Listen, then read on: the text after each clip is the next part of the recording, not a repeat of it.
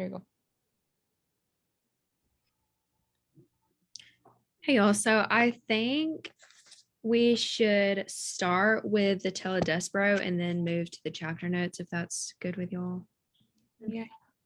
Okay, so we start at kind of the end of Roscuro's story so far, and then we move to another one. But in chapter 22, that's where he is kind of leaving after we find out like makes the queen die. I guess she has a heart attack and dies. But this is where he's leaving after she's, called him a rat, and he just hates the like, I guess, way that makes him feel and stuff. Like he says, like it just makes him feel like disgusting. Like he's never heard rat used in such a disgusting way, I guess. Mm-hmm. But he like at the beginning of chapter 22, he says, I am a rat and there will be no light for rats. There's no light for rats. There will be no light for me, which I think is so sad because you can just tell like that's when like his heart just like breaks. Like, and that's like how he kind of perceives himself, which I also feel like that ties in to how like you treat your students to talk about themselves. Yeah. Like obviously he made a mistake and he shouldn't have went up there, but curiosity got to him. And I think it's kind of how you teach your students, like you will make mistakes, but it's kind of how you handle those mistakes too. And having to deal with consequences also. I feel like he's dealing with consequences. I'm not saying he deserves this, but I feel like he knew what he was getting into. And in chapter 22, they established that the queen died. So Yeah. when, it gets serious for everyone. I mean, the king is devastated. I mean, the king basically wants to kill Roscuro.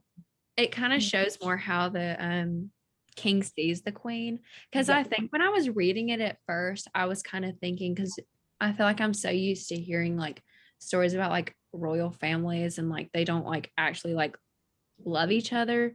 Yeah. You I can tell he actually, like loves her because he like gets rid of all things pertaining to soup. yeah, in chapter 23, that's when they mention about them getting rid of all the everything that was used um to make soup. Soup, spoons, bowls. The king also ordered the death of every rat in the land in chapter 23. And that's where they made him go to the dungeon and kill the rats, but they couldn't find any. And actually, the prisoners ended up getting lost in the dungeon. Oh yeah, that was funny. I thought that was crazy. I was like, oh my God. Yeah, that was funny. But they did state in the I even wrote this down on my notes. It was like the one thing about killing a rat is that you must find a rat. And if the rat does not want to be found, he will not be found. And that is true. And King Philip declared that rats were illegal. He declared them outlaws, but then it goes on to say, how can you outlaw an outlaw? So I thought that was interesting too. I had that one underlined. Yes. Let's see. What were some other important?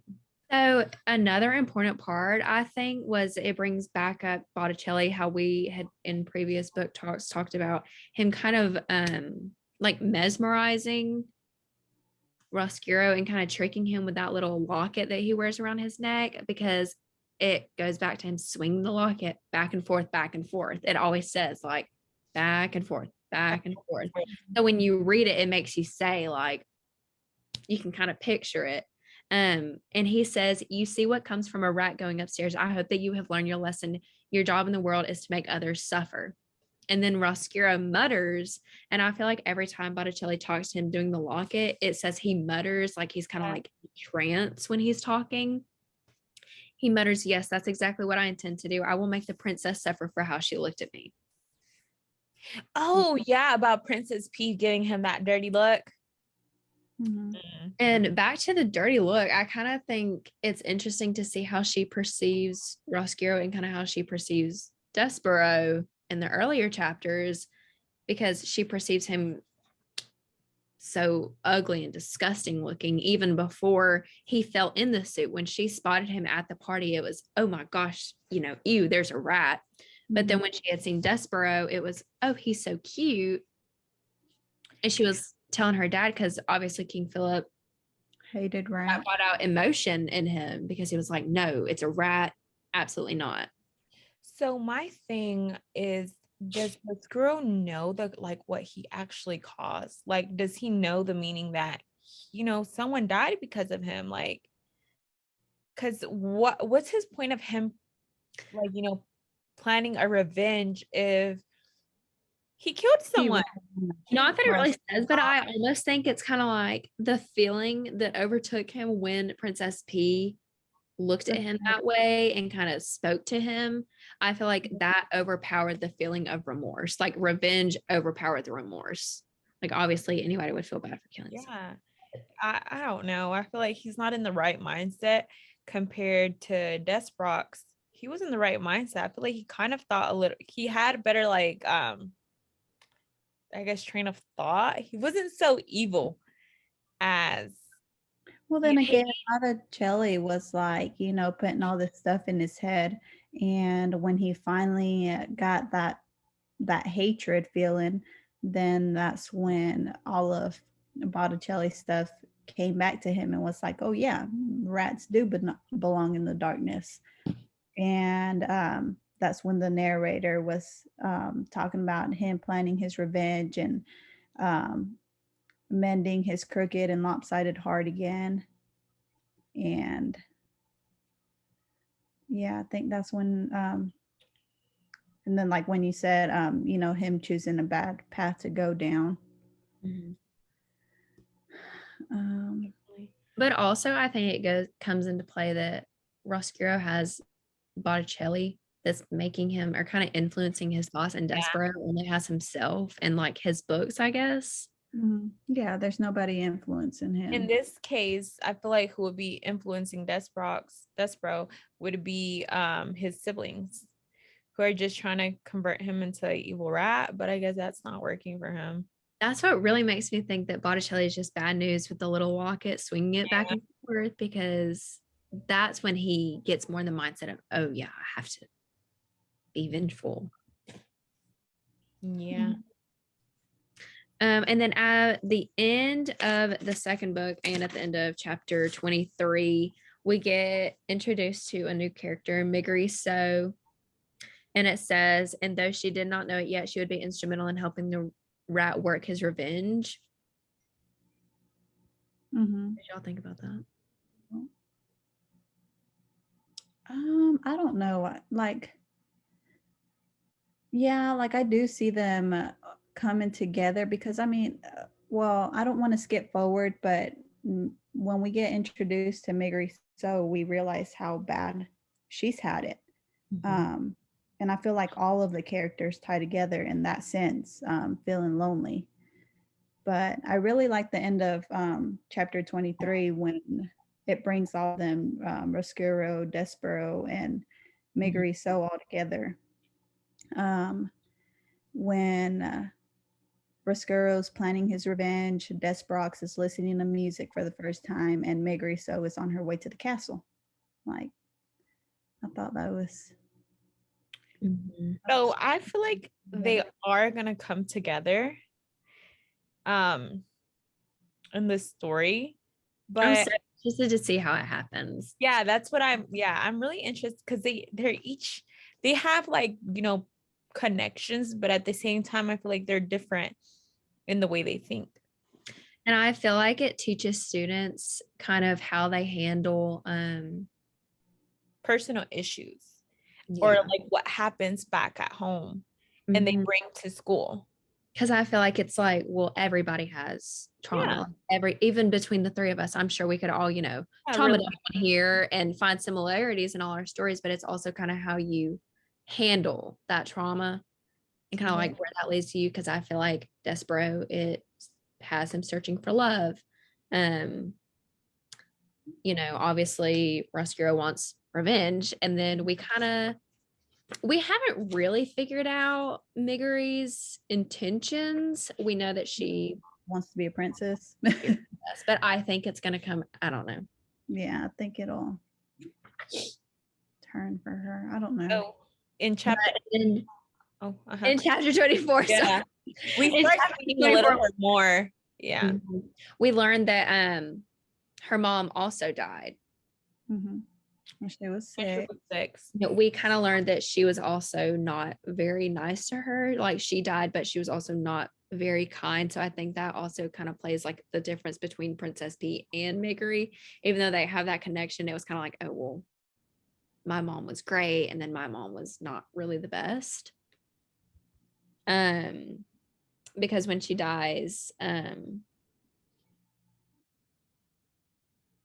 so back to what I was saying about Mig's mother and kind of how we kind of get a sense of like she wasn't the nicest to Mig. It says, what does it matter you're wanting? Because Mig is saying, I want you to stay here, like please don't leave me. And she's saying, what does it matter what you're wanting? And then she dies. And then her dad sells her to a man who wants her to call uncle. But I want to bring up at the end of this chapter before we kind of jump to her life with uncle. It says, poor Mig, what will become of her? You must, frightened though you may be, read on and see for yourself. Reader, it is your duty. I love how it kind of engages the reader in the story. Because I feel like if you're going to use this in your classroom, I feel like it engages the reader to continue reading. Like you almost owe it to the characters that you've bonded with. Yeah, it's like I think that'll be great. I think this is probably like a 4th, 5th grade reading level. But I thought that was interesting. Yeah, and it questions the readers. It does make them feel engaged and like wanting kind of like a mystery and stuff. Just like when you're talking to somebody and you say their name, it kind of like brings them back to, okay, yes, I'm following you. Yeah. And, it refers to you always as reader. So that kind of like alerts you to pay attention. And then moving on to chapter 25, we learn about her life with uncle and about he kind of just is constantly beating her upside the head to the point that she can't even hear very well and her ears are so big. But chapter 25 kind of just talks about that, and it says that the words have kind of lost their sharp edges, and when they lose their edges altogether and become blurry blankety things, and basically she has a great deal understanding anything people are telling her, which only causes more problems because the more uncle tells her, the more she messes up because she can't understand what he's even asking for. So that frustrates him even more. Right. So every time, it was kind of sad to see what she was going through because every time he didn't like something, he would just beat her. Even if it was what he asked for, yeah, he was just looking for any excuse to take his anger out on her. There wasn't anything she could do for, to make him happy or anything. And it says it refers to it as a vicious cycle, which it was. Yeah. Every time. Okay, so I know she said gore a lot. Like I feel like that's kind of the equivalent of being like, oh God. Yeah. Okay. I thought so. Because at first, like, golly, like, I don't, that's kind of what I saw it as. So, because I think there was one part, the first time that she had said it, I thought that was the uncle's name for a minute. And then I kept reading it and I'm like, oh, okay, I get it now. I think it's kind of just like an exclamation she uses, kind of like, oh gosh, or like, gosh. And then moving on to chapter 26, I feel like things start getting a bit more interesting here because we start seeing more of her personality, more of her, what she's actually going through. So she turns 7 years old. She doesn't get a party. She doesn't get any nice presents. Instead, it says she gets a birthday clout to the head, and that was basically it. But on her birthday, she also is introduced to the royal family because they're riding by. Yeah. And she's just amazed at what she's seeing. While she's in the field taking care of the sheep, she sees them at the distance. She like specifically mentions the golden crowns, the robes decorated with jewels, and the sequins and Princess P is glitter. on a pure white horse and is dressed in pretty clothes and jewels. That sounded like a fairy tale, like Because you can even true. see like in the picture, like how she's dressed, even though you can't really see Princess P, we can kind of imagine with the description she gives. Yeah. And she didn't wave back. She just stood and watched. But I also think it's because she couldn't necessarily hear Princess P. And like, it was kind of like when you're focused on something, like all of your other, like, you're not thinking like, oh gosh, I, should have waved back to her. It wasn't until after they had passed that she, waved down and was like, it's my birthday today, even though they couldn't hear her. I see her as like, the reason she didn't wave back is just like as daydreaming, like hoping for life. Like when we see something we like, we're like, oh, like I want that. Like you imagine yourself.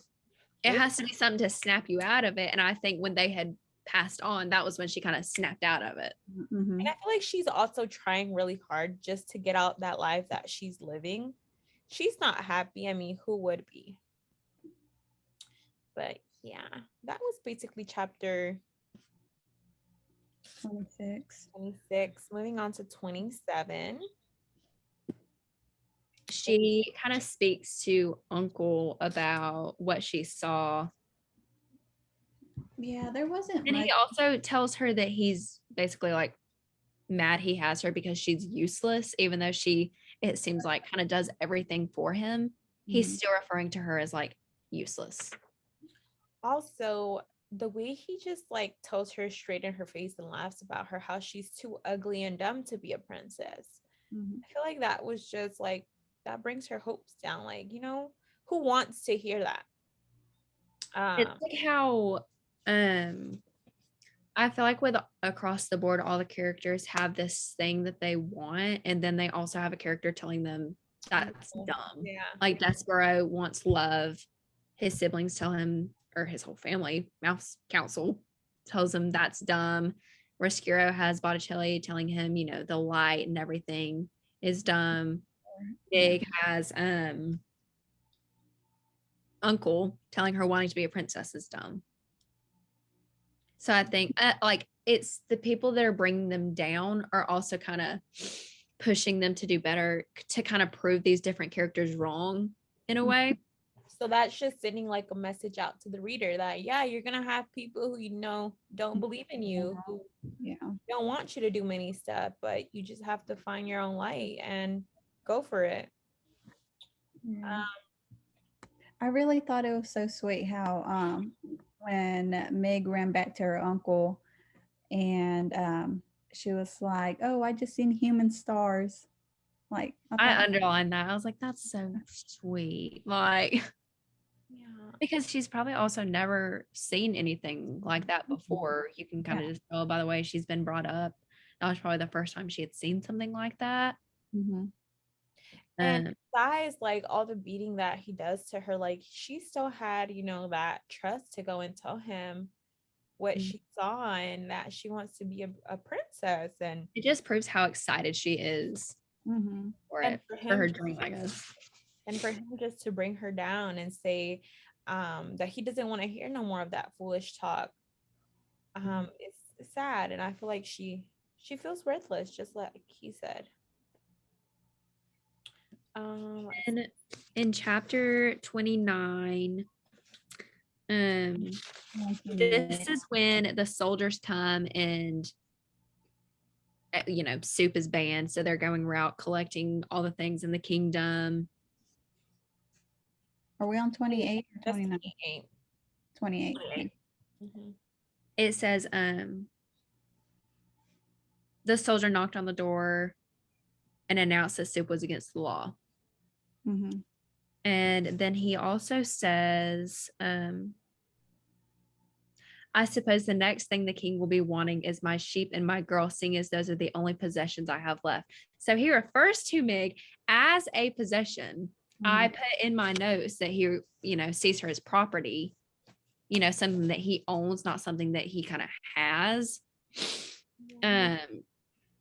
And that's when the soldier's like, you have a girl. Like, what do you mean you own a girl? You cannot own somebody else. Like, that's against the rules of The the king. kingdom. Mhm. And so this is when Mig kind of gets separated from Uncle. They take spoons, bowls, kettle, and your girl. And she's not really like super into the idea of a family reunion because who's her family? He Like, asks, like, is there somebody I can return you to? And she tells the soldier that her ma is dead. Your pa, I ain't seen him since he sold me. And she also doesn't know where he is. I thought that was interesting that she doesn't know yet that her dad is in the dungeon. Mm-hmm. When she goes to the castle, she's not thinking she's going to reunite with her father, which I would assume will eventually happen. and she's excited to go to the She's castle. just excited to see Yeah. the family again. She thought, she would never have a chance to see them Yeah, again. dream of her. She's one step closer to becoming a princess. So she's also excited that she'll be a servant and not a slave. Yeah, that's basically what chapter 28 is about. 29 was about her first day on the job as a servant, and she was sent to deliver a spool of thread to the princess, which I thought it was interesting that the princess was like, I keep losing my red thread. Yeah. Because it's the little mice are taking it. Yeah. I thought that was interesting. Oh, and she had a what was it? The head of the servants? Yes, Was she was like, you got to curtsy before you go in there. And when she gets up there and she starts tumbling and stuff, and I was like, oh God, like how's the princess gonna react? Because she's probably never had to curtsy in her life. Yeah, I know. I'm surprised she even knew really what that was, which, she messed it up, but still. And I thought it was interesting. This is where she actually kind of gets to speak to the princess. And she was like, I've seen you before. And the princess actually remembered her because she didn't wave to her. Oh, yeah. You know what it makes me think of? It makes me think of the Barbie movie, The Princess and the Pauper, about how they're so different, but then they come to find like similarities between themselves. Yeah. Well, they'll probably have similarities with like the mother and right. They talk about how my mother's dead. Yeah. And it's like, oh well, mine is too. And we also find out that they're the same age as well. Also when she's knocking at the princess doors and waits for her to enter, for her to call her to enter, but she doesn't hear. Yeah. That's also something that, I also thought like, that would give a bad presentation of Miggery because she couldn't hear Princess P saying, enter, enter. And she had to say it so many times. And I don't know. I thought Princess P was going to be rude to her, but no. I was surprised by how she handled the situation. Yeah. Let's see. And then at the end of this chapter, after she leaves, she delivers the thread. They talk for a little bit, and then she goes back. Luis hit Mig. Yeah, because she wasn't. She took too long. She took too long, and it said, and she gave Mig a good clout to the ear. You're not destined to be one of our star servants. That is already abundantly clear. I thought it was interesting that she's kind of going back into that cycle again because she probably thought that this was her chance to, kind of get out of that. And then she's returned. And this is me looking like way too deep into it, but it makes me think, for students who may be in taken away from their parents or somebody and then put into foster care and changing through the different foster homes, obviously they're not all good situations. Yeah, it's something new for them, and I feel like she expected something like a different treatment in the castle, but they're still treating her the same. And for the students who aren't, I feel like it is like kind of an uncomfortable topic to talk about, especially in like younger grades, talking about like this kind of abuse, but that kind of stuff happens every day. You know, you might not be in a castle or something, you but might have students people can relate to it. Yeah, definitely. Or have personal problems that, affect the way they're doing stuff. But do you guys think she's gonna stay working at the castle as a servant? Okay, I think this is what I think. I think she is gonna do something super sneaky, something to like hurt Princess P. Despero's gonna come in and try to save her. She's gonna get sent to the dungeon, meet her father, and then something's gonna go down. Definitely. I feel like she's gonna go I feel like she's gonna work for the dungeon or something. She has to go to a dungeon somehow. I feel like she's going to end up doing something that gets her sent down there and, finally meet all of them, because eventually Despero goes down there too. So I feel like they're all going to, I don't know, like. And I feel like she's going to meet Roscuro and they're going to like share their stories and he's going to be like, we're just alike. And then they're going to go back up and try to like. Roscuro might down the throne. He might want to use her too. Because you know how he's into this revenge little. Yeah, I don't know. And it says like they'll use each other, so definitely. We'll see. Yeah. Do y'all want to kind of go ahead and start into the chapter notes? Yes. Okay, so now do y'all want to go into chapter 5? Yes, we can.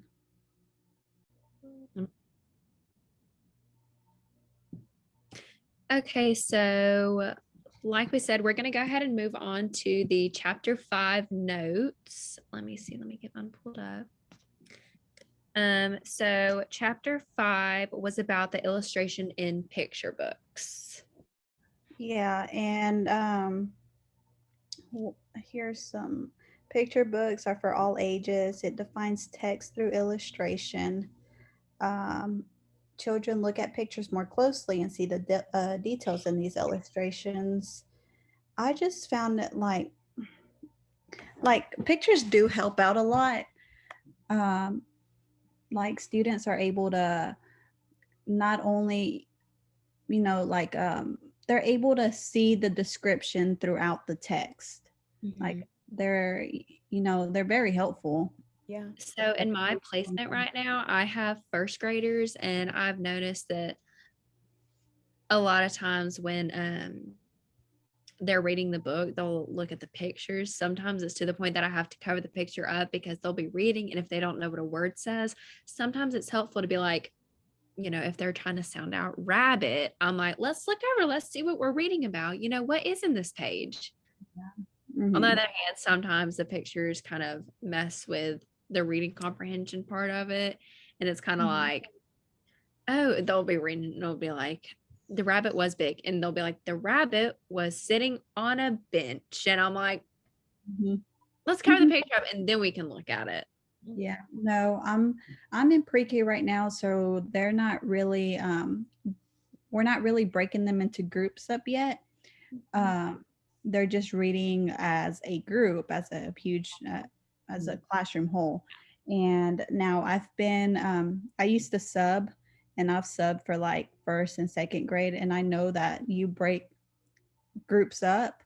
And like one time I had 5 kids sitting at my table, and they each got a book. I forgot what it's called. Like reading groups? Like the little reading groups, but they have a word for it. I'm not too sure what it's called. But they each get a book, and it's like the same. It's really repetitive. Like maybe one word changes and it's according to the picture. And like the an example is maybe Sophie likes to play ball, and then it'll have a picture of Sophie playing a ball. And then Sophie likes to cook, and like that's how they sound it out. Well, they're not really sounding it out, they're just doing like identifying. Yeah, identifying what Sophie's doing in the picture. But yeah, like I guess illustrations do help out a lot. But so I'm currently with kindergarten, and we have our book time, Mhm. but what we've seen is that like we're starting to introduce books like that where they're able to, I guess, use the picture is not as big, but they need to focus more on listening, looking out for details. But when we're done reading the book, we have them draw the character, a part of the story that they liked, and then them imagining themselves feeling that same way. So if the character was frustrated in the story, um, they draw themselves doing the same thing. And I feel like that helps, especially when you're dealing with picture books, because each student can see a picture but create their own message about it. Like Mhm. the text doesn't necessarily have to define whatever the picture is saying. Like it doesn't need to tell the same story, because a student's not gonna, their minds don't work the same. They're each going to have their own ideas. And in the chapter, it does say in a picture book, words and pictures never tell the exact same story. And I wrote that down because that's the point of a picture book, for you to create your own meaning, for you to Mhm. find your own story to tell from the picture. Um, But As far as the different categories throughout the chapter, I thought it was a whole lot of kind of teaching us about like the format and the layout of the books. yeah. And while I didn't think those were the most interesting topics, I can see why they're beneficial, because even something like learning about like book jackets, like I don't want to be stuck in my classroom and a kid being like, what is that for? What is that Yeah. part of the book? And I'll be like, I don't know. Next question. Yeah. I want to be able to say, like, oh, well, that is, the book cover and it's for this purpose, da, da, da, da, all this different stuff. Because I feel like even just reading through the different topics, I guess I didn't take into consideration like how much thought is put into every decision by the author and the illustrator, mhm. like convey the story. Yeah. Like even it was talking about like the patterned pages in Mhm. between. Illustrations. Yeah. I don't know if you guys ever read, I'm sure you guys read the Dr. Seuss books, Mhm. how illustrated, how much color, how much things you would have never imagined that they have. And that's, kind of an example of a picture book. Mhm. Um, No, I think it's all the eye catching, yeah. something that pulls in the readers. Um, I didn't know what. I don't know if it's just me. I'm kind of embarrassed to say it, but I didn't know what dust jackets were. Did you But guys know what? what dust jackets? Dust jackets.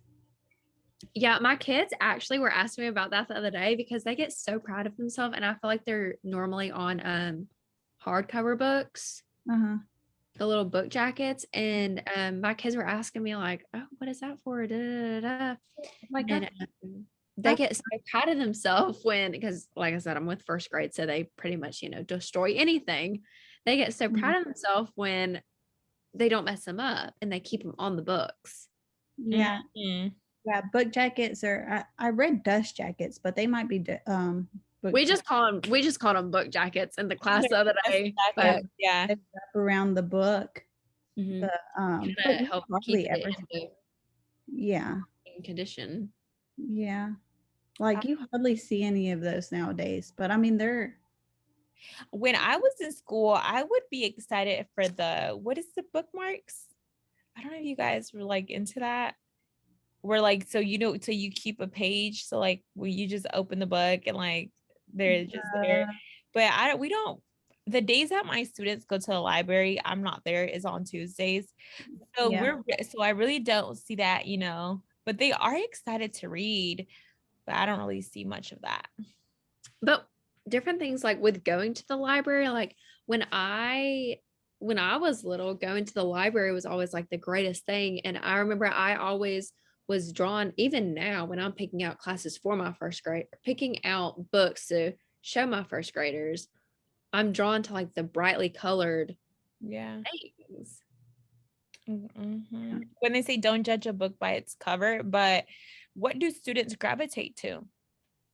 Mhm. Books that have colors, that, yeah.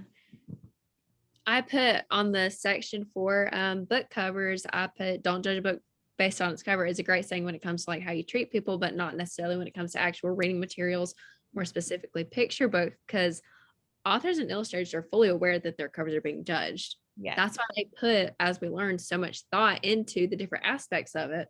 The cover of a picture book sets the tone for the inside pages, and especially like the cover picture, they're working hard to convey like basically the entire story into that one image. Mm-hmm. So they are wanting you to judge it. They're wanting you to like it. That's why they're doing it. Yeah, and as it states in the chapter, it says the cover of a picture book sets the tone and mood for the story contained inside. Serves as an invitation, so it's important that the initial illustration displays on the cover to be eye-catching. Mm-hmm. I mean, say you have like a beauty pageant for books and you're just looking at the cover, I know that I'm going to be drawn to the covers that are brightly colored. And we learned about typography and kind of like the fonts that are throughout the book, and like where they're placed and stuff. Like I like reading the fun fonts. I'm getting tongue-tied talking about it, but to kind of like display the idea. Yeah, because I've noticed that especially in kids' books, descriptive words are sometimes in a different font. Mm-hmm. They are. If the word was like squishy or something, it would be like all like jumbled all over the place. I don't know when you guys read, if you guys had the opportunity to read to your class, where the children's book, the font of just like even the placement of the text are kind of weird, and the fonts. Like sometimes I'll have a hard time just, I have to stare to see, for my eye to catch on to that font, just because, it's different from the books we usually read. Mm-hmm. And they do state that in the story about the text and the illustration and the line and the details that each, book contains. And I didn't know borders and frames were such a big deal. Yeah, but now that I'm learning about it, when I'm looking at the different like kids books, like I have a couple here just for when I bring them to the classroom, but like I've noticed like, oh, that's what that is called now. And I noticed how like important it is. Like if those borders and frames weren't there, I wouldn't feel the same way about the story. Something as little as that. I feel like now that when we go back to the classroom and when we have, our own books, we're going to focus on these things. Like we're going to be able to acknowledge what actually, what we have to do to create a picture book. I don't know if you guys, when you were in elementary, you guys created like a small book and you will have to draw pictures and just like a word. I feel like it kind of reminds me of this. Yeah, making our own. We were basically creating our own little picture book. Yeah. Like,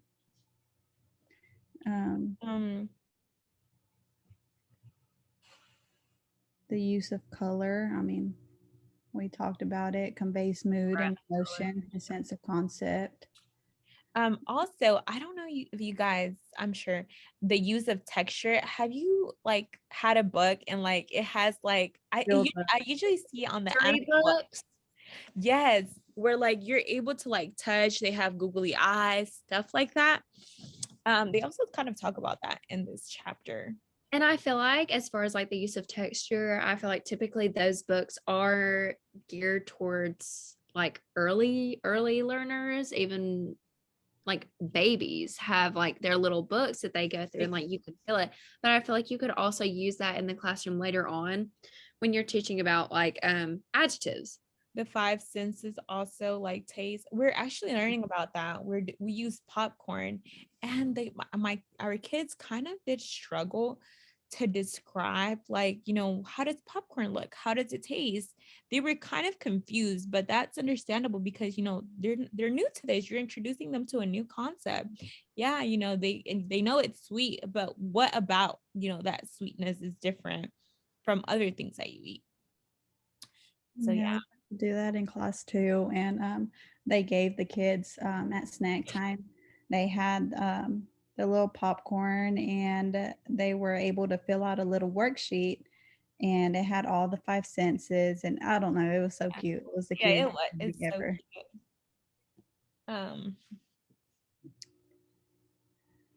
What did y'all think about like the use of lines? And it was like to convey, it says it creates an elegant or fragile quality, whereas bold and thick lines show strength or provide emphasis. Because I know even something is like words in italics kind of makes you like it makes that word stand out. And I know that when I read it, I even read it in like a different voice in my head. No, I was confused about the use of line for a little bit until like I started Because at reading. first I was like, Yeah, like what use of line? This is yeah. yeah, but I see that when it states about how So kind of back to what we were talking about as far as the use of line and how we were kind of confused at first about that. And then once we like read a little bit more, it kind of like the pieces like clicked together about even something as simple as when I'm texting. I don't know if y'all do this. If I'm texting and somebody send me a text in all caps, I feel like they're yelling at me. yeah. Or if I'm trying to put emphasis on it, like I'll put it in all caps, like, oh my gosh, guess what just happened? Yeah. You know, you're gonna be like, oh my God, what? Like Also in the chapter, they state how the artist creates lines to prompt the reader's eye to move in lines in a particular direction. So I don't know if you guys, but I struggle now that, I have a book in front. Like sometimes I have to use my finger. I guess my eyesight is not good, but I'll lose track. Like I need to be really focused and concentrating. And I feel like maybe students, that's the whole purpose of that when you're learning to read, to keep track with, the all the lines and everything. I don't know. sometimes because not all books will be formatted the same way, obviously, like we were talking about. So, like if this is a book that I was reading it the other day, it's like on this page, there would be some words down here. On this page, it'd be up here. And I was reading this book to my class the other day, and I was like, oh gosh. And you were talking about like having to go with your finger. I'm like, hold on. And then like on these two pages, it would be a full page, and the words would be going across both of them over the top, kind of like a rainbow. It's a lot going on. Yeah. But I feel like it does keep the audience engaged because they're following along too, especially with like when there's like dialogue usage and there's like little speech bubbles on the page too. Yeah. And then you got to read those. Yep. So And overall, oh yeah, go. I feel like being in placements, it really helps, like, going back and forth. Just like reading all this and seeing it in our placements. Like it's, we can reflect off of one another. Definitely. Sorry, go ahead. It really is crazy learning about it and then actually seeing it. Yeah. And I felt that way with like all of my classes this semester. Like, oh my gosh, because now I feel like we're actually learning about real stuff. Yeah. But yeah, with closing off with the lines, the use of lines, we know that they allow us to, show movement, and they're used to express emotions. But I think that was pretty much chapter 5. What do you guys think? Yeah, I feel like the main points were basically just kind of based off of kind of like color description, and like we were talking about the lines, kind of like how all of that kind of ties together in the formatting, and kind of how the authors and illustrators put more thought into it than we kind of thought. Yeah. And the illustrations do like interpret, like we get to interpret things in a deeper level. Seeing how they use all these different textures and lines and colors and everything, like we're understanding it. As kids, that's all you see, but now we're getting to see what the meaning behind everything is. yeah. And especially because I know my kids in my placement are so clued in to like, what is that for? Why is that saying that? And sometimes when I'll be reading, I'll kind of skip over the little like speech bubbles if they're not super important. And they'll be like, well, no, what were they saying? Yeah. Like they're clued into the story, like they're on track with it. They're following along. They know that like, oh, well, something's supposed to happen there. Yeah, I feel like that chapter just really focused on the structure of picture books. Like what do they include in a picture book? Like what, what are they talking about a little? But let's move on. Okay, so like I said, I'm starting back with chapter 6, reading text and image. So this, it goes a little bit more in deep on how to teach what, like the importance of teaching how to read a picture book, or what to actually look for when we're reading a picture book. And something that stood out for me was they're built on the idea of synergy. So synergy is the words of a picture book tell us things that are not in the pictures, and the pictures tell us what the words do not. Yeah. So when I looked up synergy, it's basically like combined actions. Yeah. So yeah, their description, the words of a picture book tells us that are not in the picture. Wait, the words of a picture book tells us things that are not in the pictures.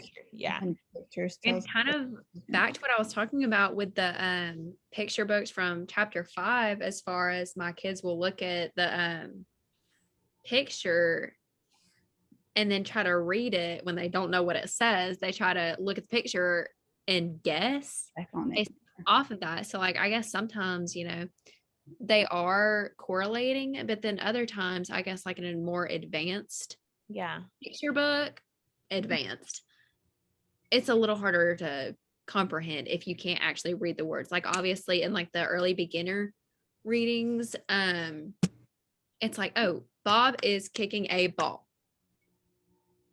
And then there's a picture of a little boy kicking a ball. Yeah. But then in more like descriptive ones, I guess kind of when you start bringing in like description words, it gets a little all over the place with it. Yeah, I feel like with these, when they encounter these things, I feel like children are actually learning how to read. Like this is the beginning of them learning, oh, what is the author really trying to discuss in the book? Like they begin to interact with, the text. And they recognize and discuss like themes, and then just get that literacy concept, um, such as like foreshadowing, mood, and the subplot. And it says like, as far as teaching that, like we were talking about, it involves two basic parts: noticing and discussing illustrations, and examining and discussing the interaction of text and pictures. So I guess kind of like dissecting it deeper into that understanding about like, well, what is the picture telling us? And then what are the words telling us? Also in the chapter, it says, I see this in my kindergarten class, like a beginning of it. Teaching students to understand picture book formats and giving them the words with which help to discuss it can be an early important step in the development of complex literary understanding. So basically it focuses on, they're looking at the picture, but also focusing on, the main idea, like a word that, they're able to, convey the whole story, which, it's a picture book. Let's look at teaching picture book format. I really enjoy reading that part just because I feel like we learn things that we see in our classrooms and that one day we're going to be using in the future. Noticing and discussing the illustrations, and examining the interactions of text and pictures. And I feel like we do that after, it could be even when we're done reading the book. We're obviously going to discuss about it and see, we're going to have students ask questions. We're going to ask them questions and, what did what is the overall message of the story? Like, what did you like? What did you dislike? What did you see? Yeah, and it ties all of this ties back into chapter 5. When you're asking the use of colors and the use of lines, like what all did you see? Like, and you can be reading the first page, the teacher stops, and they can be like, "What did you see in this? What are you getting from this?" Yeah. It's a lot of like provoking that thought process, Yes. the comprehension of it. So I feel like in order to do that, we kind of have to, understand it ourselves first. You can't teach something you haven't learned. Mm-hmm.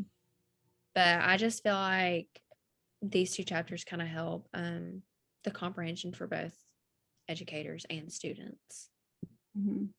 And I also like how it provides, even throughout like the whole book that we're learning, but specifically in these modules, I feel like the different tables in it helps me comprehend it better, because I'm very like visual when I'm learning. We are talking about pictures, books, but I feel like in itself, like the little tables that are included in this chapter kind of act as a picture, Mm-hmm. as far as like giving different definitions and stuff. And even in past chapters, it includes different assignment examples. Yeah. The noticing and discussing illustrations. I mean, it's back to what we said about, stopping in between each page of a book and asking, what the child sees, what the student sees in the book, what they're noticing, what they're picking up, just to, have them keep them engaged in the book. That kind of brings me back when, the book sets a mood for the whole story. I don't know if you guys, it kind of made me, be like, "Aw," when they explain how a student kindly putting an arm around her kindergarten reading the buddy during a shared reading session. He asked if everything was okay. The student explained that she was reassuring the younger child that everything would turn out fine for the two dogs in the book she was reading. So I guess the tone of the book was, the dogs were going through something. They were, crying, and the colors were very dark. So that kind of, students are paying attention to those illustrations, like they're feeling those emotions, which, can be difficult. Just because it could be challenging for some students to understand. It's just a story. Mm-hmm. And, they are paying attention to the small details and creating their own meaning. Yeah. And I feel like as far as creating their own meaning, like sometimes the pictures can tell what like words can't. Like if you can't put something into words, sometimes it's better to just show it. Definitely. Mm-hmm. And I honestly like reading through all these titles in chapter 6. It all relates to um, the awareness of these visual pictures, and noticing all the, how do I say it, noticing all like the illustrations and the deep meaning in the text, and like it all, I feel like it all relates. It definitely does. Um,